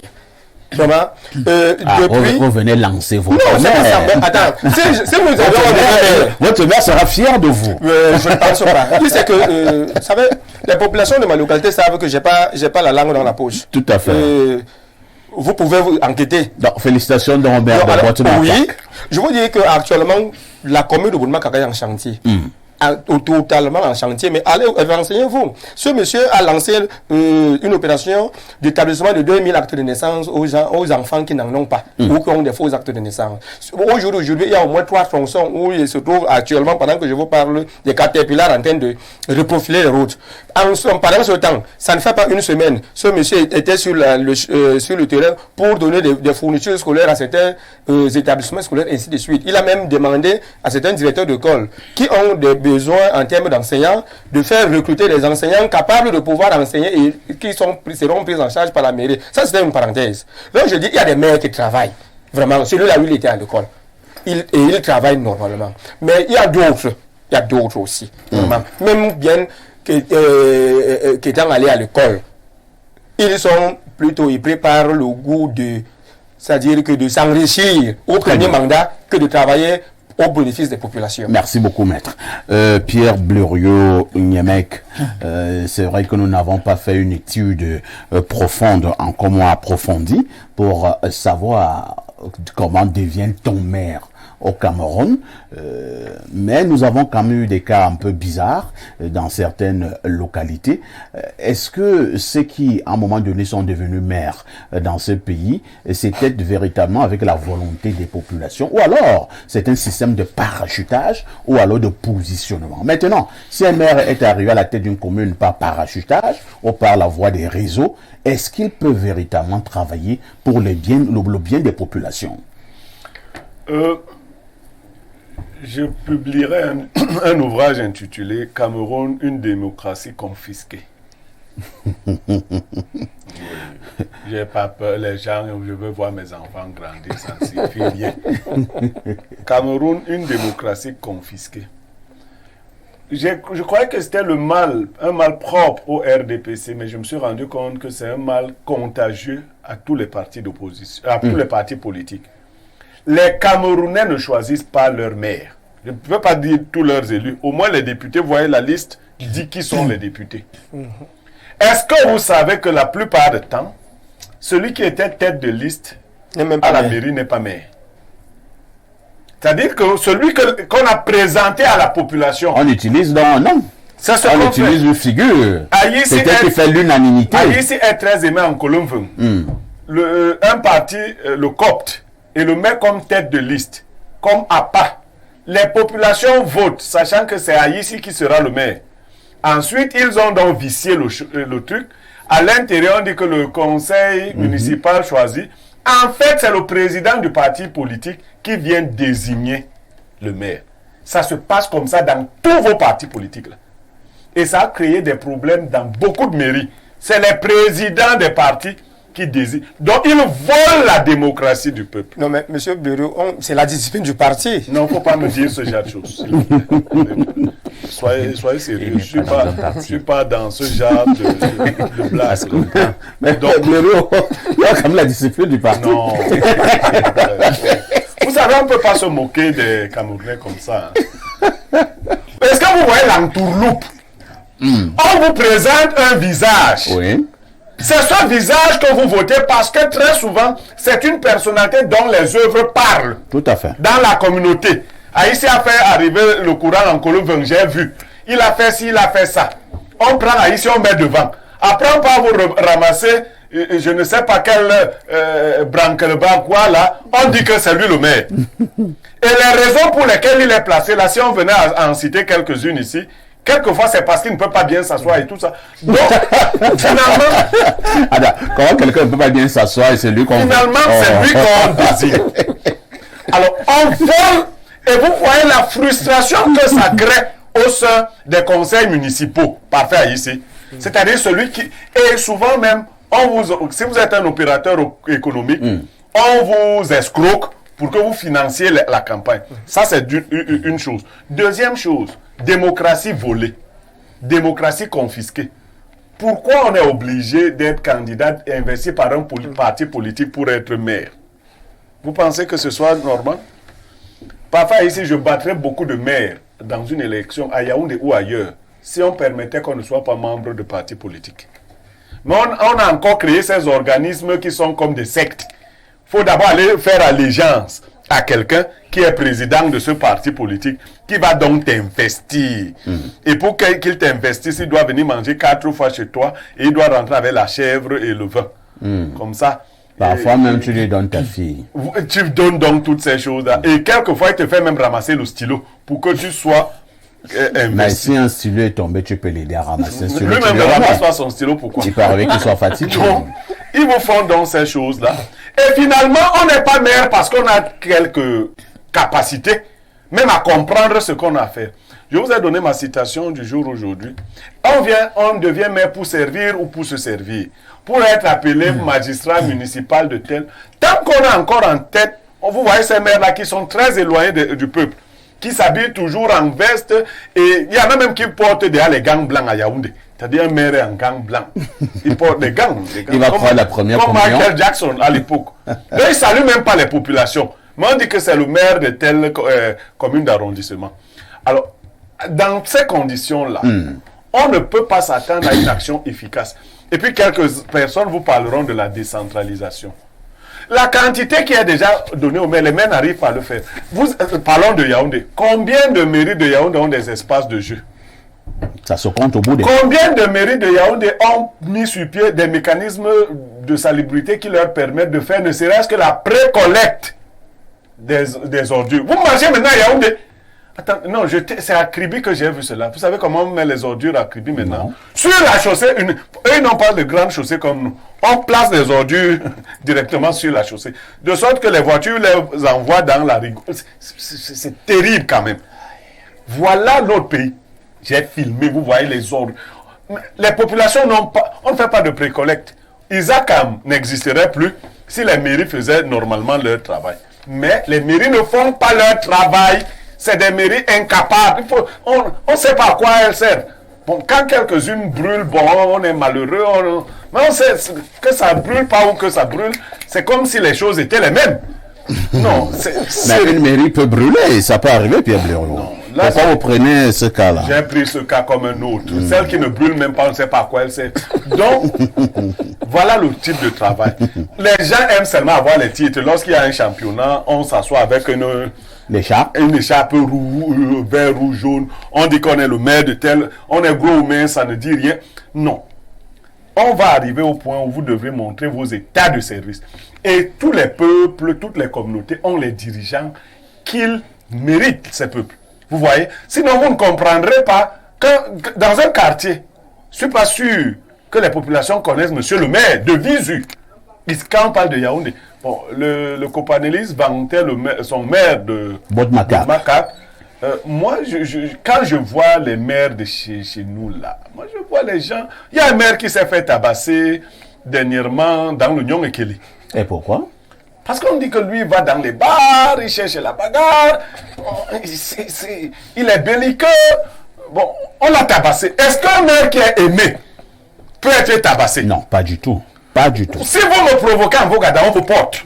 Ouais. Mais un maire qu'on tabasse, c'est pas bien. Moi je dis ce n'est pas bien. Il appelle la gendarmerie ne vient pas. Mais cette gendarmerie n'est pas sérieuse. Ils sont venus protéger monsieur le maire. Non, je dis que non, vous voyez, il y a une sorte de maillage qui doit exister. Parfait, ici, si je suis l'élu du peuple. Le commandant de brigade ou le commandant de compagnie ne sont pas des élus du peuple. Je compte principalement sur le peuple qui m'a élu. Ouais. Parfait, ici, je vous assure, il y a des gens, même une brigade ne peut pas l'arrêter dans son quartier. Vous serez obligé de le laisser venir simplement vers vous. Tellement ils prennent en compte le bien de la communauté. Mais si le maire, on le voit seulement passer dans les étangs d'eau, il verse l'eau sur les gens, il a une 4x4 qui est puissante, et c'est en cela qu'on sait qu'il est maire. Non. Et puis, quand vous êtes maire, par exemple, de l'opposition, vous avez encore plus de problèmes que les maires du RDPC. Parce que, bien évidemment, vos doléances ne vont pas souvent être prises en compte. Mais vous devez être inventif. Il y a plein de choses qui peuvent donner de l'argent, du vrai argent dans les mairies. Et si vous êtes quelqu'un de sérieux et d'introduire vous-même, vous savez, les projets que vous initiez, les gens sont prêts à vous accompagner. Il y a plein de Camerounais dans la diaspora qui ont voulu même accompagner certaines mairies. Mais les maires voleurs ne peuvent pas se faire accompagner sur le long terme. Quand vous entendez qu'un maire ou autre ont fait un don de 9 millions, 10 millions dans un hôpital, vous entendez en médicaments. Médicaments de quoi? Quelqu'un a un ami ici qui lui dit que j'avais les médicaments qui... Vous moquez de qui? Il faut faire des choses sérieuses. Très bien. Merci, Blériot, ne vous énervez pas. Je vais prendre également l'avis de Jean-Paul Ebolekem. Jean-Paul, question simple. Que doit en réalité faire un bon maire? Oui, merci, parfait. C'est vrai, c'est très difficile de prendre la parole après Blériot, vous savez. Il parle et puis il organise les choses. Parfois, vous avez du mal à commencer, mais je vais tenter une petite réponse. Allez-y. Et mon propos sera centré sur la difficulté de la compréhension des missions d'un maire, non seulement de la part du maire, mais aussi de la part de ses élus. Vous savez maintenant, vous pouvez dire aujourd'hui que les maires ont un cas d'action qui a été balisé sur le plan politique et juridique. Vous avez un certain nombre de lois dont je ne veux pas revenir, mais à partir de 2004, on a des très bonnes lois qui organisent les mairies au Cameroun, la loi portant règles applicables aux communes, la loi d'orientation et décentralisation. Vous pouvez évoluer avec des lois de 2019, qui est celle la plus connue aujourd'hui, qui ramasse un peu tout ce qu'un maire doit faire. Vous avez sur le plan politique des avancées, parce qu'il y a une volonté quand même des pouvoirs publics d'implémenter la décentralisation. C'est en ce en quoi Blériot disait tout à l'heure, on ne va pas attendre tout avoir, on peut déjà commencer avec ce qui est à vos dispositions. Maintenant, autre chose, il y a des institutions également, en dehors des lois, vous pouvez aller voir telle institution pour pouvoir demander accès à avoir un financement, pour que vous puissiez avancer. Maintenant, si je continue maintenant à voir de manière concrète ce que les maires font, avant de revenir sur les critiques, je dirais qu'il y a certains qui s'en sortent assez bien malgré certaines pesanteurs. Nous avons vu des initiatives aujourd'hui sur le plan international, les maires qui commencent à aller vers l'étranger pour avoir des financements pour résoudre les problèmes, comme ceux dont on est en train de parler tout à l'heure, le problème de l'insalubrité. Il y a des accords qui sont en train d'être faits. Il y a également d'autres localités qui, vous voyez, des écoles, vous voyez des hôpitaux. Ça, c'est à féliciter. Est-ce qu'on doit taper un maire dans sa commune?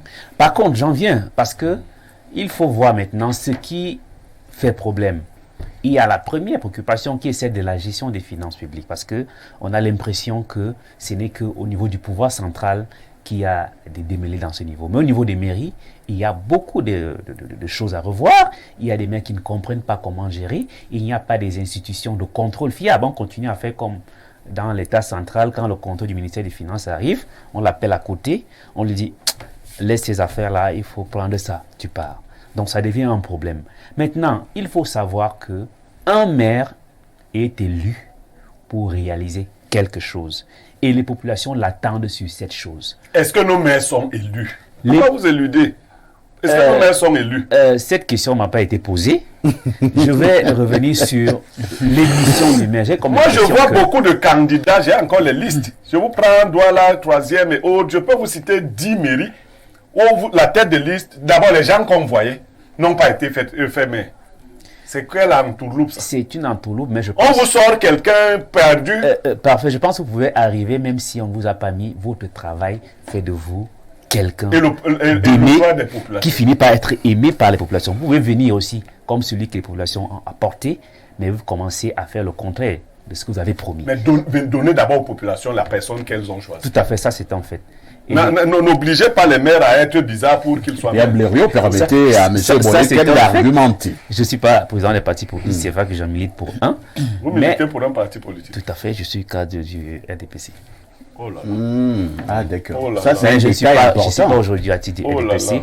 Mais il fallait quand même que nous le sachions dans la compréhension. Comment je ne fais pour être cadre du RDPC?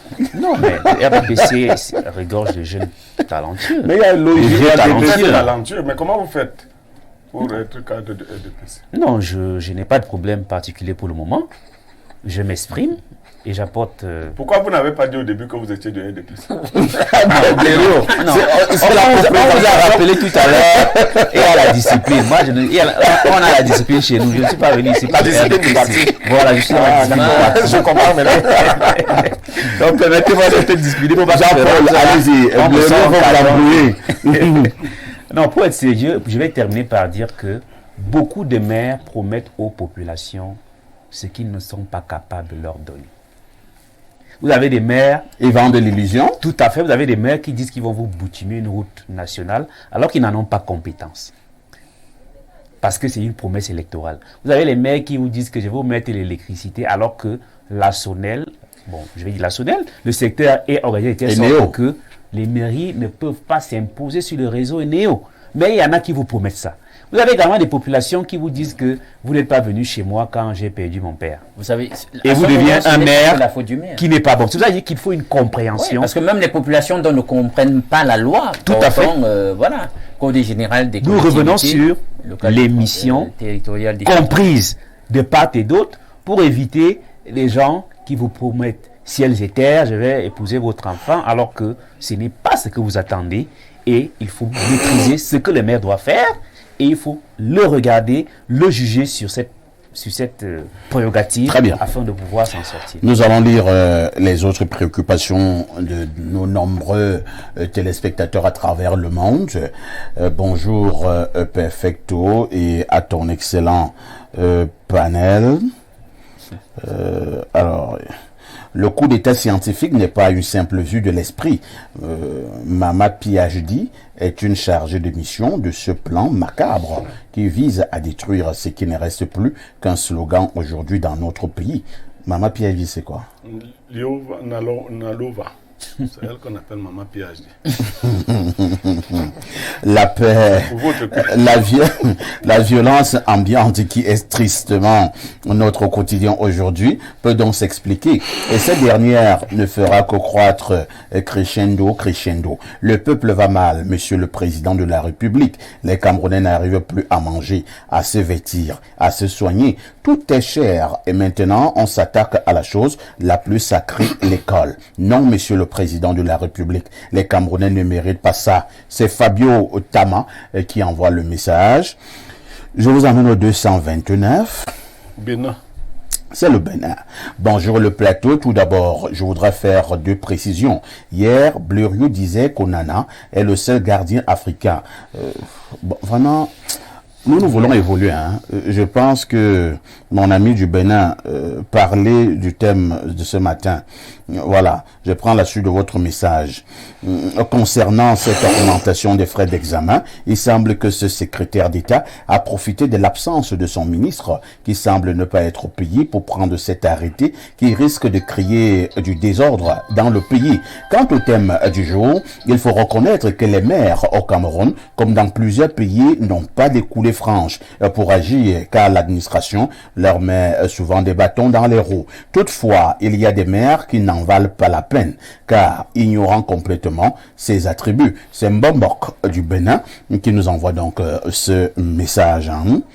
Autre préoccupation ce jour. Bonjour, monsieur Parfait, ici. Vraiment, je serai pas long.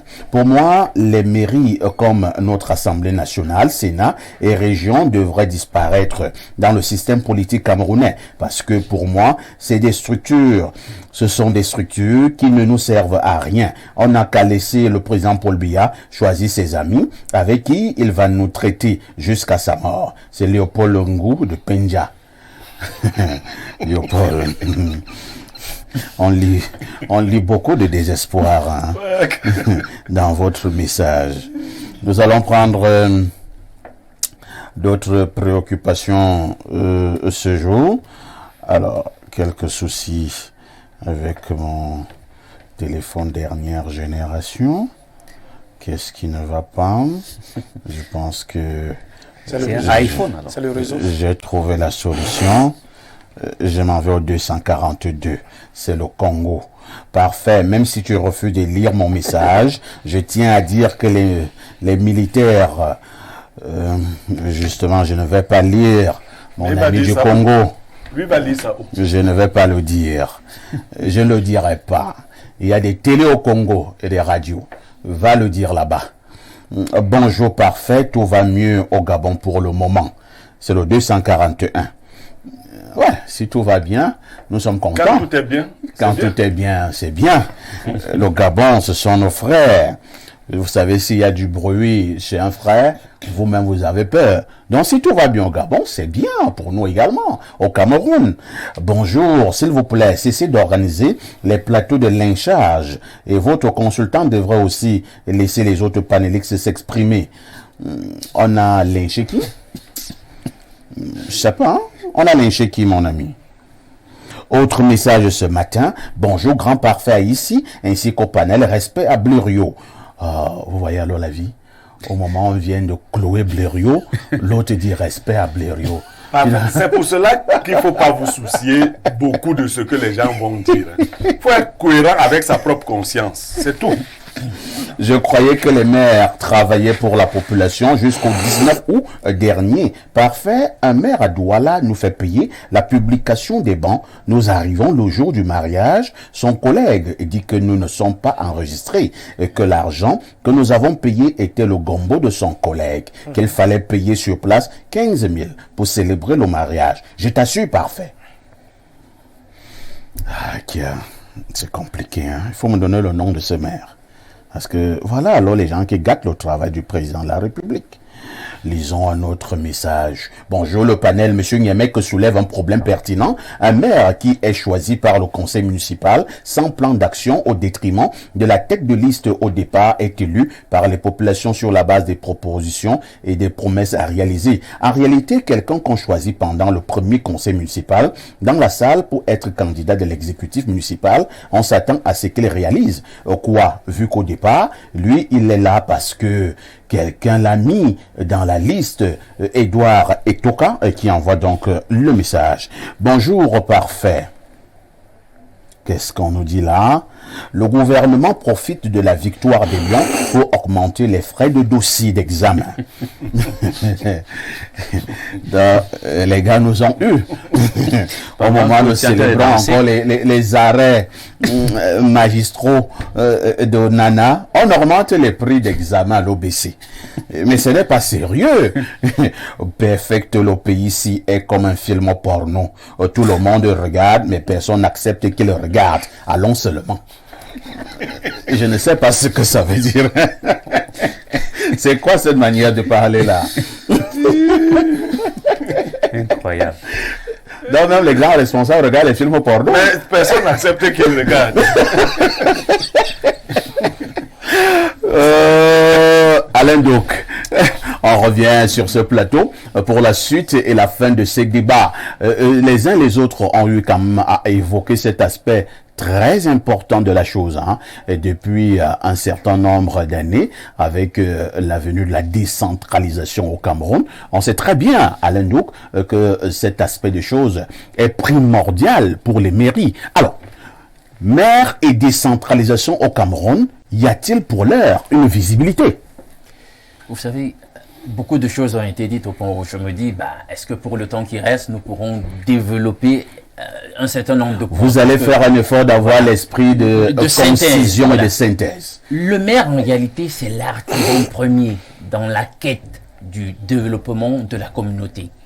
Donc, avant de chercher des réponses ailleurs, dans la proximité, il faut se diriger vers le magistrat municipal, puisque c'est lui qui est dans la proximité, c'est lui qui est là avec vous tous les jours. Vous vous rappelez, il y a une époque ici dans le pays où il y avait des cumuls. On pouvait être maire et député en même temps. On se disait avec les nouveaux textes, la nouvelle législation, ça va changer la donne. On avait des maires, ils ne résidaient pas dans la communauté. Donc on continue à tricher. Je pose des problèmes et je veux montrer aussi quelles sont aussi les limites qu'ils rencontrent dans leur magistère, parce que il y a déjà des fautes qui sont liées à eux-mêmes. Le fait que, parce que ce que Blériot et d'autres ont fustigé ici, c'est le règne de l'arbitraire. Nous sommes dans le pays de l'arbitraire. Il suffit de jouer le rossignol, de jouer le griot. Un certain temps, pour un certain parti politique, vous vous retrouvez un jour, quand il faut parler de travail, vous êtes sur la liste et puis voilà, vous avez un travail. On voit la même chose, même avec les maires. Alors les gens... Avez-vous l'impression que, parce que quand on dit d'un certain parti, je soupçonne, vous voulez parler du parti du Lomidji, le parti de la flamme ardente. Alors, avez-vous l'impression pour l'instant que ceux qui ont été maires sous la casquette des partis de l'opposition ont fait meilleure performance? Mais justement, moi je fustige toujours cette fausse dialectique et je pense cela signifie donc cela signifie donc que ce n'est pas fondamentalement un problème du RDPC. Non, c'est pas un problème, c'est un problème de mentalité. Moi, je ne crois pas l'opposition camerounaise. Il n'y en a même pas. Est-ce qu'il y a, je l'ai toujours dit.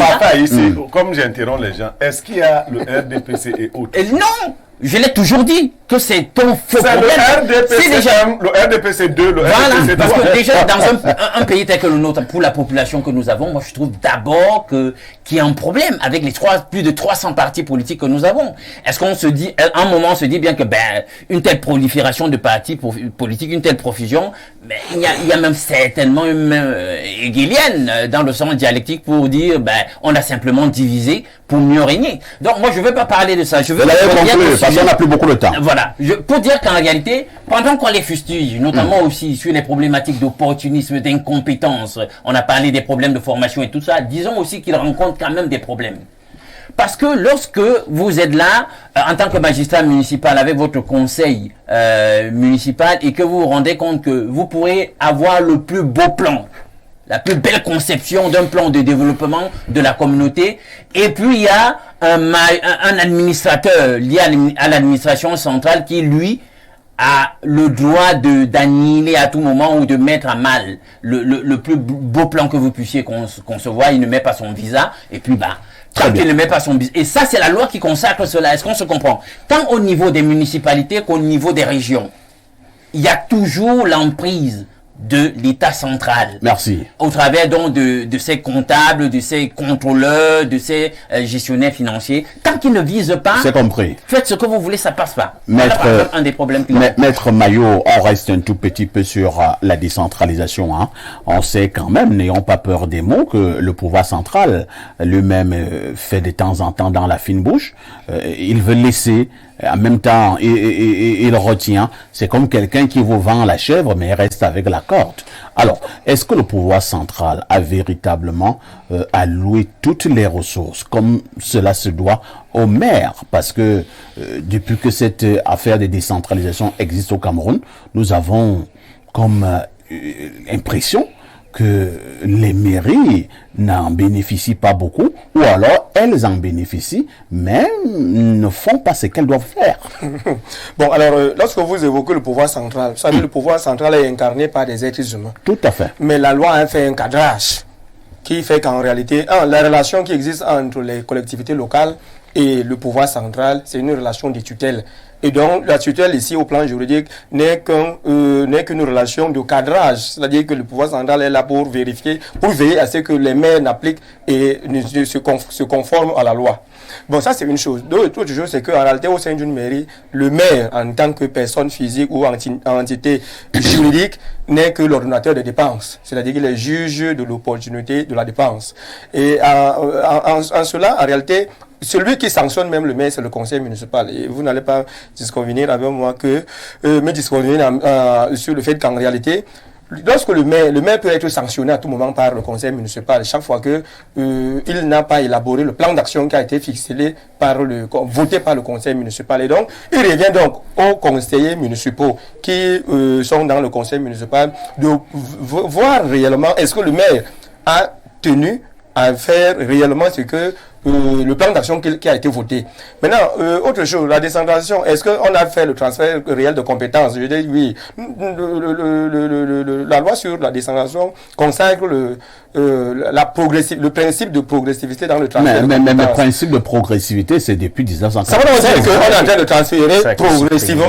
Et au jour d'aujourd'hui, les compétences avaient été transférées. Progressivement finira ça. Il y a un problème avec progressivement. Parce que la loi dit notamment que c'est 15% des ressources de la trésorerie publique qu'on doit transférer aux collectivités territoriales décentralisées. Mais vous avez un autre document sur la stratégie à l'horizon 2030 qui dit que ce n'est que 7,5% qu'on va transférer à cet horizon. Vous voyez donc déjà qu'il y a un problème. Attendez, vraiment, nous mélangeons pas les pédales. Et d'ailleurs, on a aussi une vision pessimiste. Ce n'est pas, je parle des faits. Moi, je parle des faits, je vous donne les chiffres et vous me parlez d'une vision pessimiste pendant que moi, j'évoque les faits. Ne mettez pas l'émotion ni le cœur. Je dis, restons sur... Comment on évoque les faits, vous dites que c'est l'émotion? Je dis, les conférences, les compétences sont en train d'être transférées. Vous voyez bien aujourd'hui que les maires sont responsables au plan de l'éducation, au plan de la santé, au plan du sport, au plan même de la culture. Bléro l'évoquait tout à l'heure.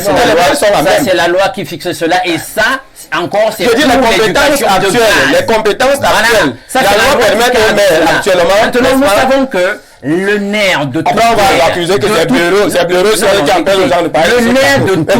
Comment est-ce que vous avez le temps de parole?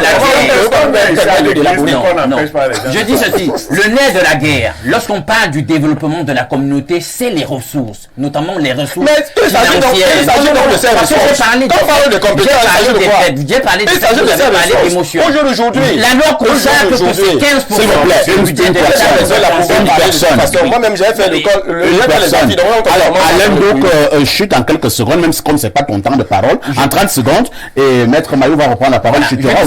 La loi consacre que ce soit 15% des ressources financières de l'État.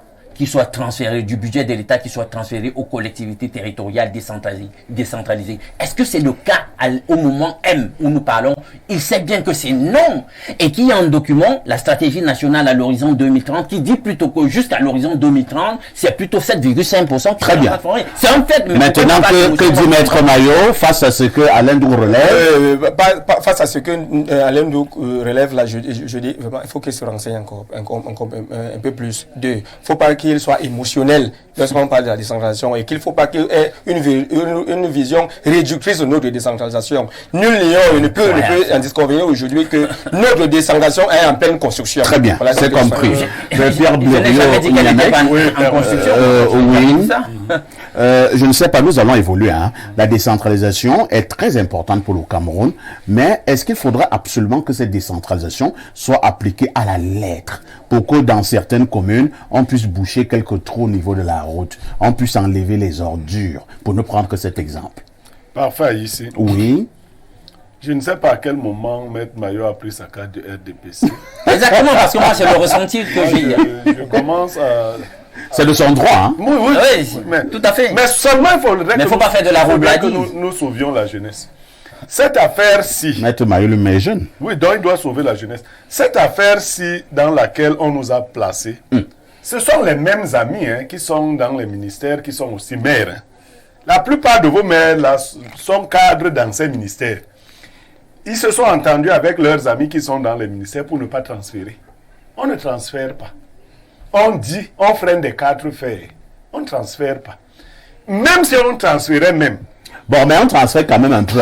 Je prends le cas de l'éducation de base. Au niveau de l'éducation de base, quand même, il y a eu beaucoup d'améliorations, beaucoup d'évolutions pour ce que l'on appelle décentralisation en rapport avec les CTD, les collectivités territoriales décentralisées. Papa, ici, vous prêchez un converti. Ce transfert, s'il est sectoriel, ne sera pas efficace. Vous comprenez? On vous transfère certaines compétences, mais l'absence d'autres compétences vient bloquer la gestion des premières des compétences transférées. Maintenant, moi je reçois on ne transfère même pas. Tant qu'on n'a pas résolu le problème de la qualité de nos maires. Parce que les mêmes voleurs qui volent dans les ministères gèrent les mairies et ils vont encore voler avec plus de voracité. Jean-Paul Ebolokem, Pierre Blériot est très énervé ce matin contre les maires du Cameroun. Tout à fait, je le comprends en partie et je voudrais dire, pour terminer, il ne faut pas surtout regarder comment est-ce qu'on est arrivé, on a fait pour être maire. Il ne faut pas regarder, et effectivement, si on a tout transféré, il faut passer par vos actions en processus de légitimation de votre poste de maire. C'est-à-dire que c'est la manière avec laquelle vous travaillez qui va conforter votre place. Je vais vous prendre l'exemple de l'ancien délégué du gouvernement. Avant qu'il soit délégué du gouvernement, je ne sais pas si on le connaissait. Vous voulez parler de M. Chimevouna? Je pense même que dans le RDPC... Il a été pendant 10 ans adjoint de FEMA Basile. Tout à fait, personne ne le voyait venir. Même dans le RDPC, c'était quelqu'un qu'on ne voyait pas. Non, mais il est arrivé, il a travaillé, et il n'a même pas été élu. Et il y en a qui sont élus qui ne feront pas ce qu'il a fait. Il a été nommé, il a travaillé, son travail a fait de lui un homme important. C'est bon. Il devant sa population, c'est terminé. Devant son appareil politique. Ça même parce que les gens ne travaillent pas au Cameroun comme quoi que qu'il a travaillé. Merci beaucoup. Nous sommes arrivés au terme de ce programme. Dommage. Je constate avec beaucoup de regrets que vous aviez encore beaucoup de choses à dire.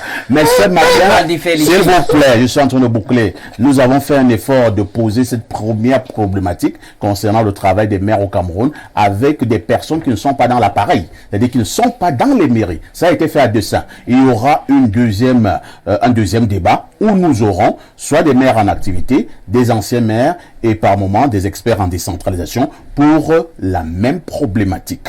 Avec tout ceci, que faites-vous encore ailleurs?